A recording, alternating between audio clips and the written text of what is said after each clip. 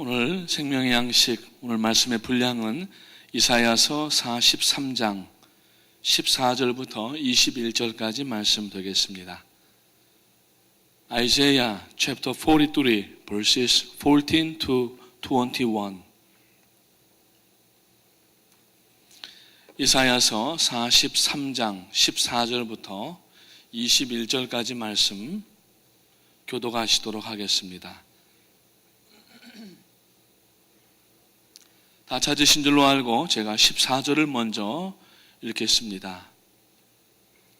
너희의 구속자여 이스라엘의 거룩한 이 여호와가 말하노라. 너희를 위하여 내가 바벨론에 사람을 보내어 모든 갈대아 사람에게 자기들이 연락하던 배를 타고 도망하여 내려가게 하리라.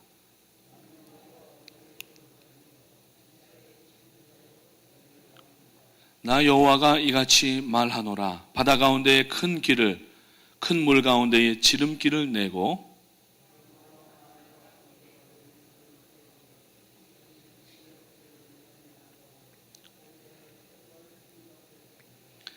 너희는 이전 일을 기억하지 말며 옛날 일을 생각하지 말라.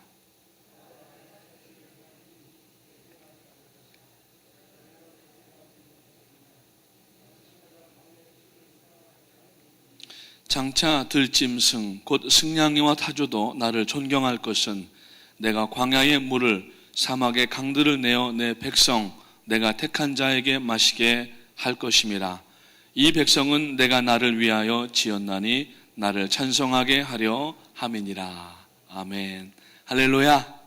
어제 밤에도 보고 새벽에도 보니까 너무 반갑습니다. 양옆에 인사하시겠습니다. 너무 반갑습니다. 자주 만나서 더 반갑습니다. 주님의 이름으로 축복합니다. 할렐루야. 네. 오늘 이 본문 이사야서 43장 말씀을 가지고 내가 새 일을 행하리라. 어떤 경우에는 대부분 보면은 이 본문을 가지고 설교자들께서는 이제 신년 벽두에 보통 축복의 말씀으로 많이 쓰이는데 오늘 이 생명의 양식에 보니까 이렇게 본문이 되어 있습니다. 새 출발. 우리가 항상 새 출발을 합니다. 오늘 아침에도 하루를 여러분들이 새 출발하십니다. 우리가 어떤 각오를 하고 시작하면은 새 출발 그렇게 얘기를 합니다. 어떤 사람은 학교를 통해서, 어떤 사람은 새 직장을 통해서, 또 어떤 사람은 결혼을 통해서, 또 어떤 사람은 또 하나님 앞에 돌아옴으로 인하여서 새 출발을 하게 되는데 오늘 이 아침에 새벽 예배에 나오신 여러분들 예배도 새롭게 출발되시기를 주님의 이름으로 축원을 드립니다. 서양 속담에 보면은 하늘은 스스로 돕는 자를 돕는다라는 그러한 유명한 말이 있습니다. 반면에 말을 물까지 끌고 갈 수는 있지만 억지로 물은 먹일 수가 없다는 말도 있습니다.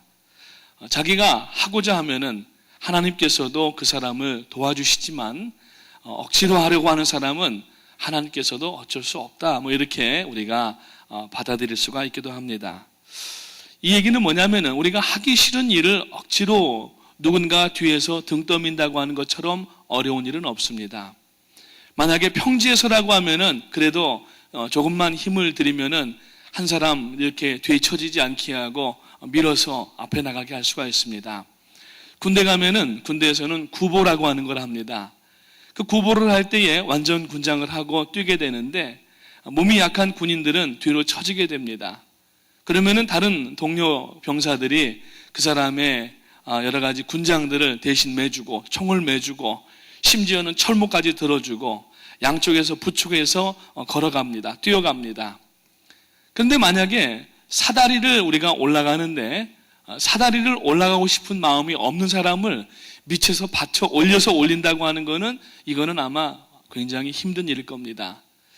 마음의 의지가 없는 사람은, 결정이 없는 사람은 무슨 일이든지 본인 자신이 마음을 고쳐먹지 않고서는 그 일을 할 수가 없다고 하는 이야기입니다.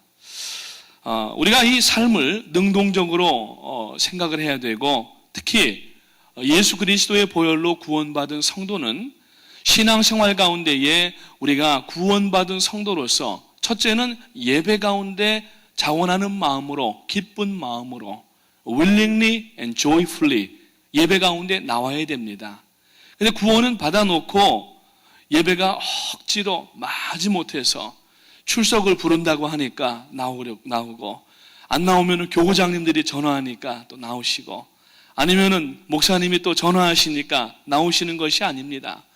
예배는 우리가 정말 영원히 멸망당한 가운데 있던 우리를 예수 그리스도의 보혈로 구원받게 하셨는데, 이것은 세상에 어떤 금은 보화를 주고도 살 수 없는 그러한 것이기 때문에 우리가 너무 기쁘고 너무 감격하여서 예배를 손꼽아 기다려야 되고, 새벽이 되었던 아침이 되었던 우리가 부르심이 있을 때마다 정한 예배마다 자원하는 마음으로 나가야 한다고 하는 겁니다. 몸만 나와 앉아 있으면 무엇을 하겠습니까? 예배하는 사람은 하나님 앞에 신령과 진정으로 드려야 되는데, 하다못해 우리가 등 떠밀려서 예배 나왔다 할지라도 마음을 바꾸지 아니하면은 그 예배는 실패한 예배로 돌아갈 수밖에 없다고 하는 것입니다. 사실 오늘 이 이사야서 43장은 두 가지 양면성의 이야기가 나오는데, 하나는 예배에 관한 말씀이고 하나는 예수 그리스도의 오실, 이사야서의 특징과 주제가 그것인 것처럼 그 오실 예수 그리스도를 나타내주고 있는 말씀입니다. 미국의 자동차의 본산지 그러면은 디트로이트를 이야기를 합니다. 한때는 이 디트로이트가 미국의 5대 도시 안에 들어갔던 아주 흥황하던 그러한 도시였습니다. 그런데 회사들이, 이 자동차 회사들이, 포드 자동차를 비롯하여서 GM이라든지 이런 자동차 회사들이 적자가 나기 시작하고 문을 닫으니까 지금은 도시 공동화 현상이 일어나고, 작년에 언젠가 한번 기사를 보니까 디트로이트 도심에 있는 한 집은 300불의 경매에 나왔어요. 집도 그렇게 작은 집이 아닙니다. 사람들이 집을 버리고 떠납니다. 또 자기의 생업을 문 닫고 떠납니다. 그 이유가 뭐냐 하면은 이 회사들이 문 닫으니까, 자동차 산업들이 점점 쇠하여 가니까, 그래서 미국 전역에 있는 자동차 생산 라인들 문을 닫게 되고, 가뜩이나 어려운 경제 가운데 지금 더 심화되는 그러한 일들을 볼 수가 있습니다.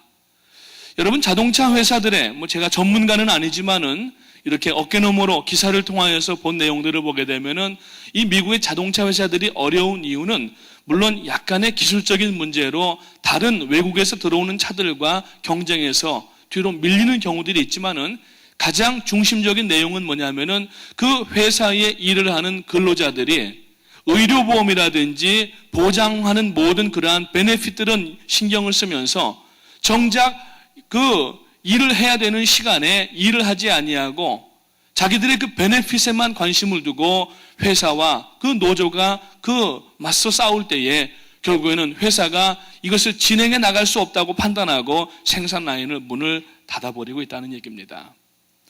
우리 한국도 마찬가지입니다. 지금 여러분, 이 귀족 노조들이 생겨서 그 노조들이 얼마나 발언권이 센지 심지어는 경영까지 참여를 하게 되고, 물론 쉐어하고 같은 비전을 갖는 것은 좋지만은 경영주의 의미를 전혀 알지를 못하고 오히려 자기들의 그 이익만을 생각하면서 할 때에 어마어마한 임금을 받고 어마어마한 그러한 보장을 받는 것을 볼 수가 있습니다. 그럼에도 불구하고 일을 할 때에는 오히려 게으르고 오히려 더 어려운 가운데 있을 때에 오죽하면은 그 경영주가 생산 라인을 문을 닫고 그 일들을 포기하려고 할 때가 생긴다고 하는 것입니다. 이것은 바로 매너리즘입니다. 오늘 매너리즘이라고 하는 말의 의미는 어떤 한 분야에서 성장이나 진보를 이루지 아니하고 제자리에 머물러 있거나 뒤로 후퇴하는 것을 매너리즘이라고 이야기를 합니다. 오늘 우리가 예배 가운데 이 매너리즘에 빠지게 되면은 하나님 앞에 이 예배가 날로 여러분 성장이 돼야 되고, 예배가 날마다 하나님 앞에 더 감격과 감동 가운데 나가야 됩니다. 오늘 우리들의 예배를 살펴보게 되면은 오늘 우리의 예배가 지난달의 예배보다, 작년의 예배보다, 내가 처음에 예수를 믿고 감격으로 눈물 흘리며 드리던 예배보다 사실 오늘 예배가 더 진보가 되고 더 발전이 돼야 됩니다. 이것은 어떤 순서나 예배 양식에 관한 문제가 아닙니다. 예배를 드리는 성도의 마음이 하나님과 더 가까워져야 되고 하나님과 거리낄 것이 없어야 되면서 예배가 점점 성장이 돼야 되는데, 오늘날 많은 사람들은 특히 교회 안에서도 예배의 원인을 자기의 마음에 두지 않고 설교자의 설교라든지 성가대의 찬양곡이라든지 예배의 어떤 순서나 외적인 모습을 판단하면서 예배를 더 진행하지 못하는 일들이 얼마나 많은지 알 수 없습니다. 다시 한번 말씀드리지만은 예배는 하나님과 회중의 문제가 아니라 하나님과 개인의 문제입니다. 오늘 물론 우리가 드리는 이 예배는 완전한 예배는 아닙니다. 왜냐하면은 첫째, 이 예배 가운데 우리가 있다고 하는 것은 아직까지 이 땅에 두 발을 딛고 사는 동안에는 예배의 계속적인 공격을 받기 때문에 그렇습니다. 첫째로는 시간적으로 우리가 쪼들릴 때가 있고, 또 어떤 때에는 피곤이라고 하는 것 때문에 예배를 자꾸 등한히 할 때도 있고, 어떨 때에는 예배에는 오지만은 잡생각이 들 때가 있고, 졸음이 올 때가 있고, 마음을 정하지 못하고 정결하게 하지 못하고 신령과 진정으로 드리지 못하고 마지못해 나오는 그러한 예배를 드릴 때에는 그것은 예배가 아니라 단지 회집에 불과하다고 하는 것입니다. 오늘 이 본문 이사야서 43장은 하나님께서 사람을 창조하신 목적이 소개가 되고 있습니다. 바로 예배, 찬송이라고 하는 것입니다. 어제 저녁에도 허연혜 목사님께서 찬송에 대해서 말씀을 아주 깊게 나누셨습니다. 성도가 찬양을 잃어버리게 되면은 그 다음에 예배로 나아갈 수가 없습니다. 이사야서 43장 오늘 이 마지막 부분에 있는 그 말씀 가운데 보니까, 여러분, 이 백성은 나를 위하여 찬송하기 위하여 지었다고 말씀하고 있습니다. 그런데 오늘 우리들의 삶의 목적이 찬송, 예배가 되지 아니하고 다른 부수적인 것들에 우리들의 모든 이목과 관심이 집중된다고 하면은 그 예배는 여러분 하나님을 제외한 예배, 즉 사람의 감정에 실리는 예배가 될 수밖에 없다고 하는 것입니다. 아까도 디트로이트 이야기를 말씀을 드렸지만은 그 디트로이트 그 공장과 자동차 회사들 되지 않으려고 오늘날 각 분야의 그 산업들과 회사들은 특히 이 R&D 뭡니까? 투자와 또 개발에 대해서 아주 신경을 많이 씁니다. 그래서 대기업일수록, 잘 나가는 기업일수록 이 R&D에 신경을 많이 쓰고 인력을 보강을 하고 거기에다가 돈을 많이 투자합니다. 이것은 매너리즘에서 탈피하기 위한 기업들의 몸부림입니다. 그렇게 하지 아니하면 기업들이 생존할 수가 없고, 결국에는 그 회사 안에 직원들을 인도해 나갈 수가 없고, 결국에는 문을 닫고 직원들도 직장을 잃어버리게 되고 경영주도 사업을 놓치게 되고 마는 것입니다. 우리의 신앙도 외적인 조건들을 보면서 불평하거나 탓할 것이 아니라 내 신앙을 위해서, 예배를 위하여서 내가 얼마나 지금 각고의 노력을 하고 있는지를 먼저 생각을 할 수가 있어야 된다고 하는 것입니다. 거듭 말씀드리지만은 예배는 순서의 문제가 아닙니다. 오늘은 성가대가 연습을 많이 했네, 안 했네, 저 곡은 지난번에 했던 곡인데 왜 또 하나, 사회자가 오늘 준비가 안 됐네, 설교 내용이 왜 그래, 또 어떤 다른 그 예배 순서에 관련된 그러한 것에 대해서 우리가 여러분 자기의 감정으로 판단하는 것이 아니라, 예배라고 하는 것은 하나님과 나와의 독대하는 시간이 되어야 됩니다. 회중이 하나님 앞에 나아가지만 예배 시간에는 정작 이 세상의 모든 것은 온데간데 없고 오직 구속한 주만 보이도다. 하나님만 보면서 예배해야 되는데 하나님과 나 사이의 가운데 자꾸 사람이 끼게 되고 다른 생각들이 끼게 되고 다른 자기의 이익과 어떠한 그러한 마음이 끼게 된다고 하면은 그 예배는 하나님 앞에 온전한 예배가 될 수가 없다고 하는 겁니다. 문제는 예배를 드리는 개인에게 달려있다고 하는 것입니다. 그래서 매너리즘에 빠지면 자꾸 이러한 조건들을 탓하게 되고 불평하고 원망하게 됩니다. 그것은 곧 우리의 신앙과 예배가 매너리즘으로 빠져들고 있다는 얘기입니다. 그래서 한 예배를 똑같이 드리지만 어떤 사람은 은혜를 받는 사람이 있고 어떤 사람은 불평하는 사람이 나오는 이유가 거기 있다고 하는 겁니다. 그것은 예배가 잘못된 것이 아니라 예배를 드리는 마음이 준비되지 않았거나 죄가 가리워져 있었다거나 아니면 올바르지 못하게 예배를 드렸기 때문에 사람이 자기 잘못은 생각하지 아니하고 하나님을 원망하고 교회를 원망하게 된다고 하는 것입니다. 사랑하는 성도님 여러분, 물론 교회도 설교자도 성가대도 모든 그러한 예배를 우리가 진행해 나가는 데 있어서 개발해야 되고 새로워져야 됩니다. 그러나 여러분, 이 지상에서 드리는 예배는 천상에 올라가기 이전까지는 완전한 예배가 없습니다. 그렇기 때문에 우리는 예배에 더욱 신경을 써야 되고, 예배는 어떤 면에서 보면은 극렬한 전투의 현장이 될 수가 있습니다. 지금도 사단은 이 예배에 대해서 공격합니다. 개인별로 약점도 공격하고 죄의식으로 우리들의 마음을 불편하게 하기도 하고, 그리고 또 졸음을 갖게 하기도 하고, 아니면은 습관적으로 자꾸 예배 시간만 되면은 이 생각이 출장을 가는 거예요. 어디론가 자꾸 이 구만리 장천을 돌아다닙니다. 남의 집도 갔다가 또 사업장에도 갔다가 친구 집도 갔다가 나중에 이제 헌금 시간이 되면 그게 돌아온다는 거죠. 이게 문제가 된다고 하는 것입니다.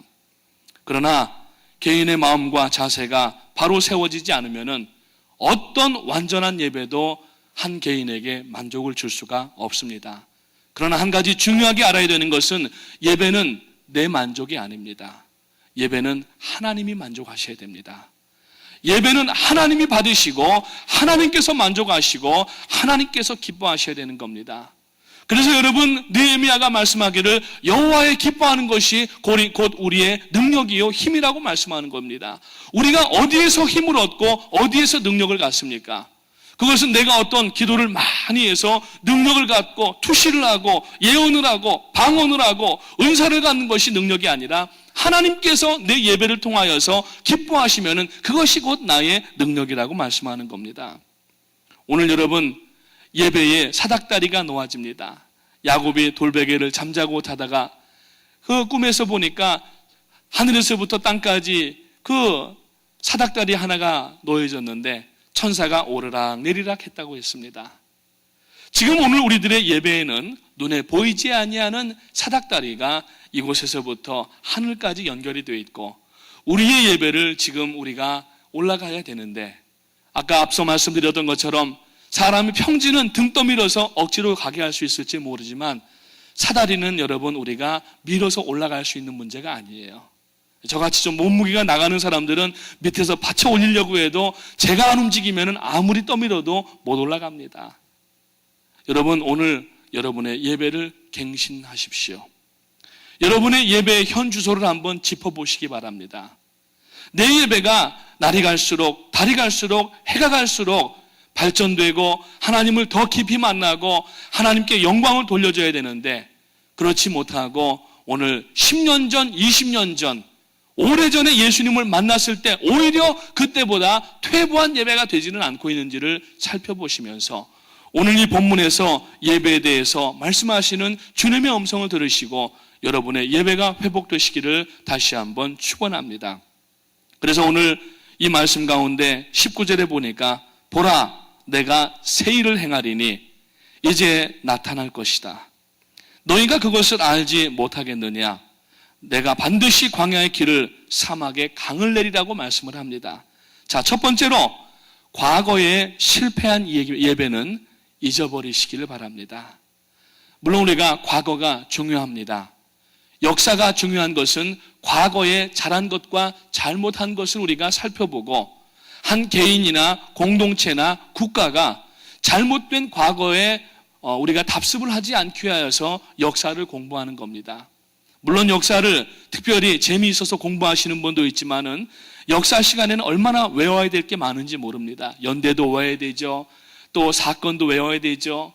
사건 뒤에 있는 비하인드 스토리도 외워야 되죠.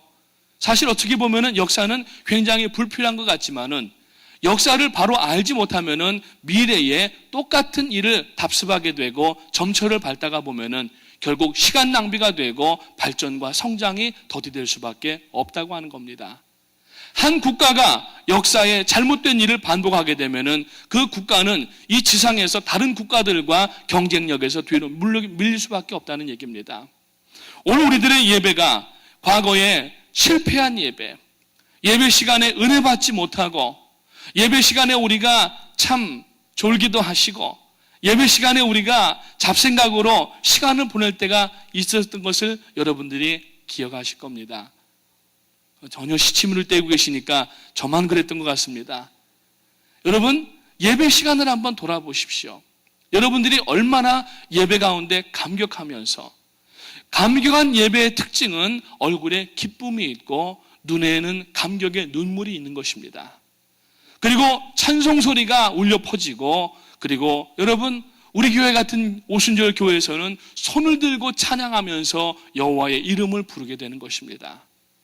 오늘 여러분들이 예배 시간에 얼마나 얼굴이 기쁘고, 물론 세상에 사시다가 보면은 답답하고 또 여러 가지 염려스러운 일들이 있지만 예배당 문만 열고 들어오면은 마치 하나님 품에 안긴 것처럼 그러한 따뜻함과 그러한 마음이 생겨야 됩니다. 그러면은 얼굴에 잃어버렸던 미소가 회복이 돼야 되는데, 그렇지 못하고 예배 내내 무슨 일 당한 사람처럼 이렇게 심각하게 예배한다고 하면은 문제가 있다는 얘기예요. 왜?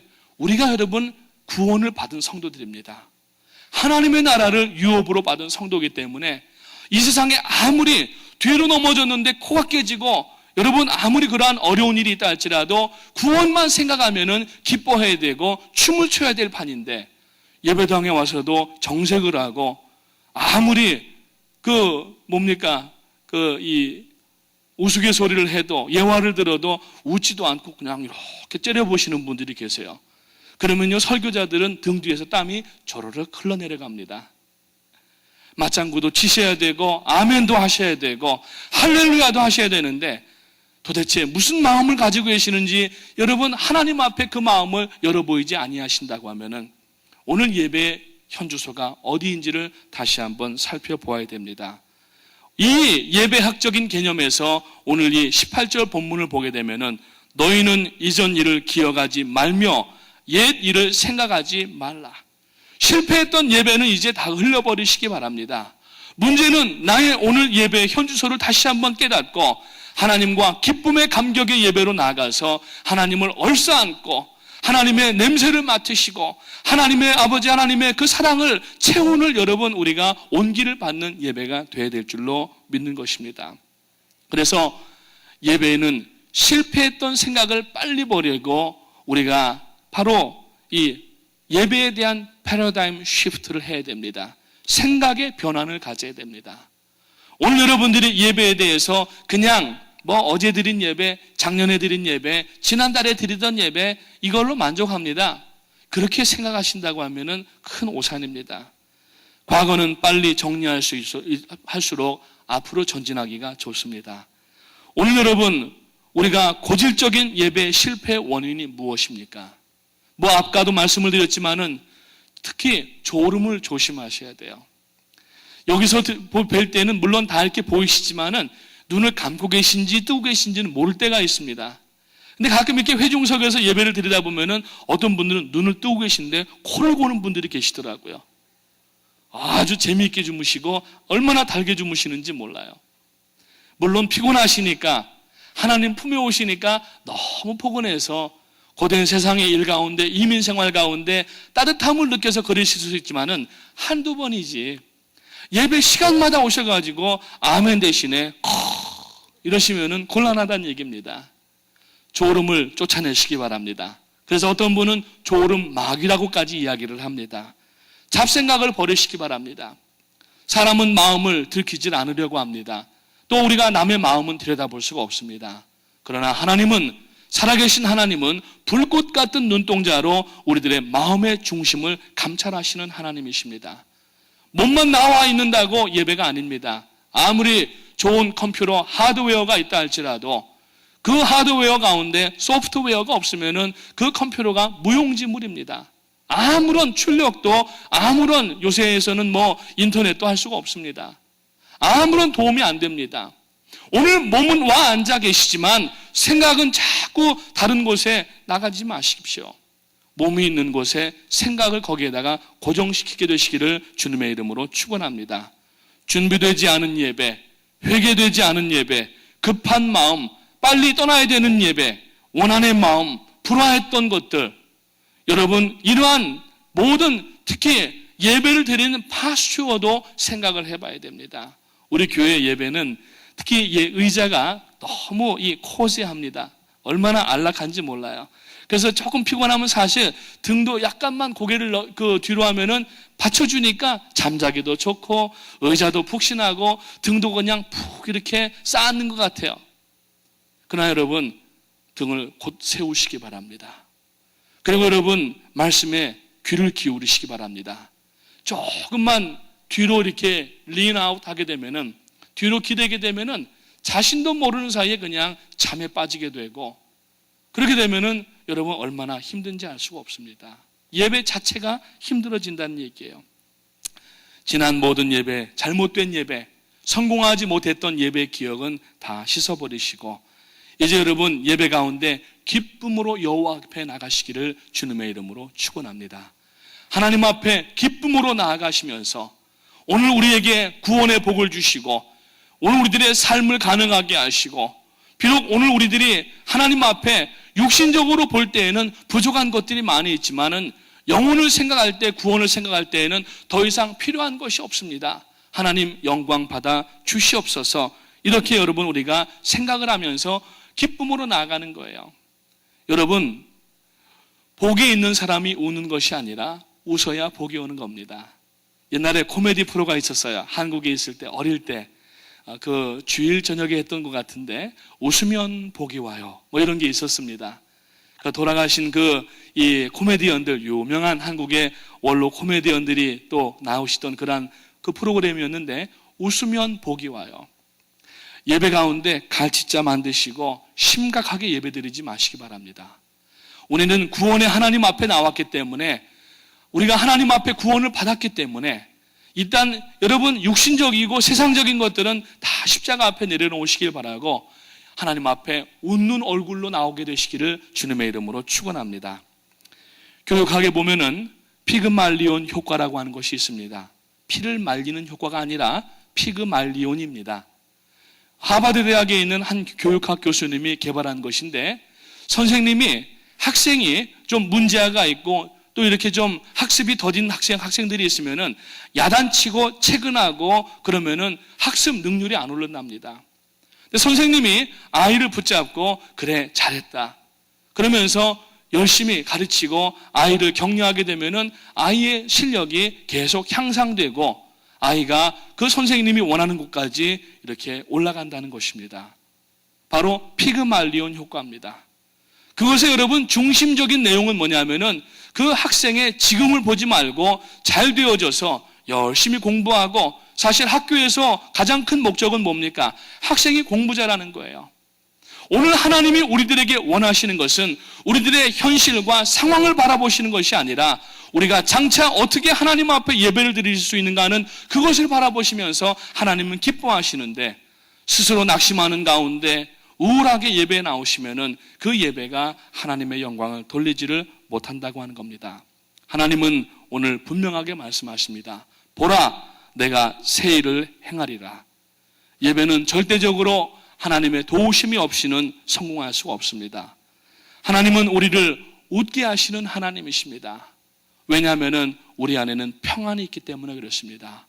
인생의 가장 절망과 가장 두려운 것은 죄와 사망의 문제인데 예수 그리스도의 보혈의 능력으로 죄와 사망의 문제가 해결됐기 때문에 우리는 비로소 웃을 수가 있고 특히 예배당에서 하나님 앞에 공예배를 드릴 때에는 더욱 기쁜 마음이 되어야 되고 더욱 하나님 앞에 영광 돌리는 예배가 되어야 된다고 하는 것입니다.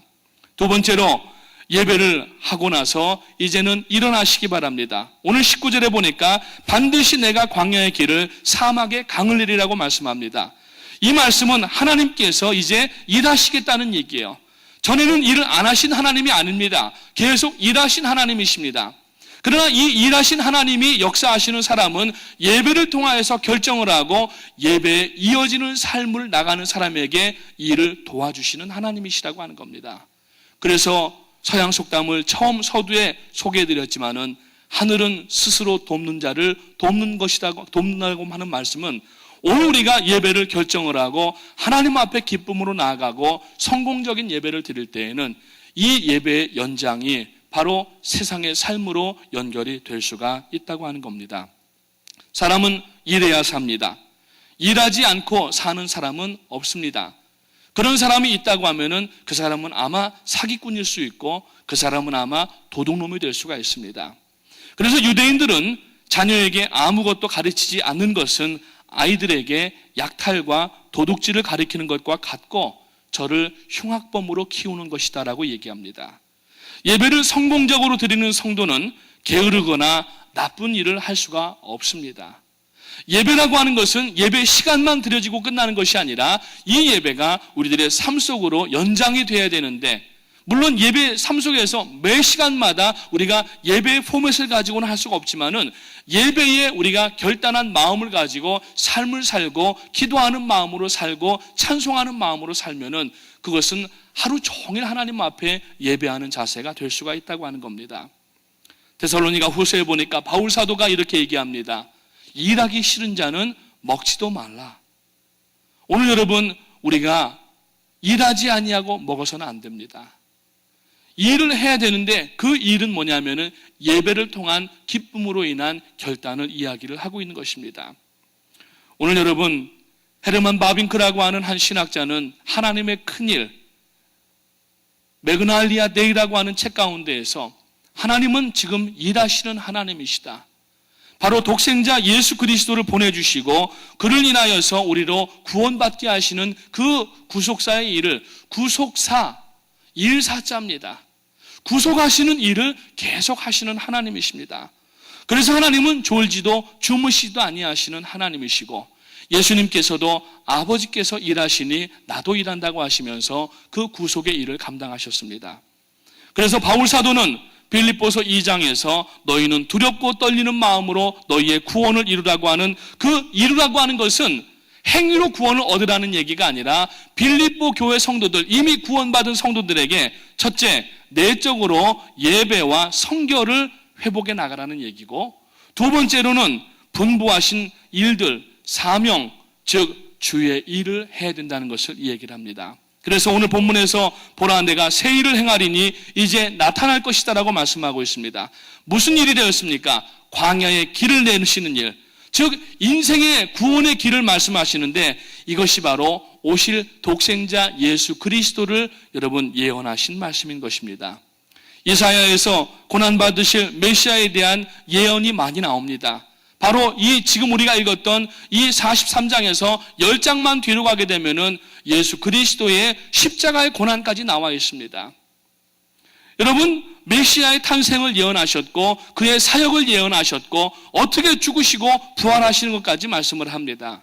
그래서 예수님께서는 요한복음 14장 6절에서 내가 곧 길이요 진리요 생명이니 나로 말미암지 않고는 아버지께로 올 자가 없느니라고 말씀하시면서 I am the way of the life, 내가 생명의 길이라고 하신 그 말씀은 바로 오늘 이 본문에서 하나님께서 내가 새 길을 내겠다고 하는 그 길에 대한 응답의 말씀인 것입니다. 여러분, 이스라엘 백성들이 홍해 앞에서 죽어갈 수밖에 없습니다. 뒤에는 애굽의 군대가 불병거가 쫓아옵니다. 진퇴양난의 그 기로에서 모세가 하나님 앞에 예배합니다. 기도합니다. 그리고 하나님께서 지팡이를 내밀라고 하실 때 그대로 순종할 때에 홍해가 갈라져서 그리로 나왔던 것입니다. 그것이 우리와 무슨 상관이 있느냐고 반문하실 수도 있지만은 그 당시에 여러분 이스라엘 백성들이 홍해를 건너지 아니하였다고 하면은 아브라함의 자손이 날 수가 없고, 여러분 그렇지 아니하면은 결국 아브라함을 통하여서 오는 그 씨이신 여러분 혈통적으로 메시아가 오시는 그 경로를 말씀하고 있는데 예수 그리스도가 오실 수가 없었다는 얘기입니다. 그래서 오늘 이 본문에서 반드시 내가 광야에 길을 내고 사막에 강을 낸다고 하시는 말씀은 곧 생명 되시는 예수 그리스도를 보내주시겠다고 하는 것입니다. 예배에 성공한 성도는 이제 하나님의 이 구속의 일을 위하여서 오늘도 나아가서 이 길을 내는 일들을 감당해야 된다고 하는 것입니다. 마지막으로 찬송하며 나가는 겁니다. 찬송은 어제 저녁에 귀한 말씀 들었기 때문에 길게 말씀드리지 않겠습니다. 찬송하면서 나가게 되시기를 주님의 이름으로 축원합니다. 여러분, 찬송이라고 하는 것은 귀에 고막만 울리는 것이 아니라 찬송은 마음을 움직이는 능력이 있습니다. 하나님은 이 찬송을 매우 좋아하시고 이 찬송을 듣기를 원하십니다. 그래서 오늘 본문 마지막 부분에서 이 백성은 내가 나를 위하여 지었나인 나의 찬송을 하게 하려 함이라고 말씀합니다. 사랑하는 성도님 여러분, 항상 찬송하면서 승리하며 나가게 되시고 성공하는 예배가 되시기를 주님의 이름으로 축원합니다.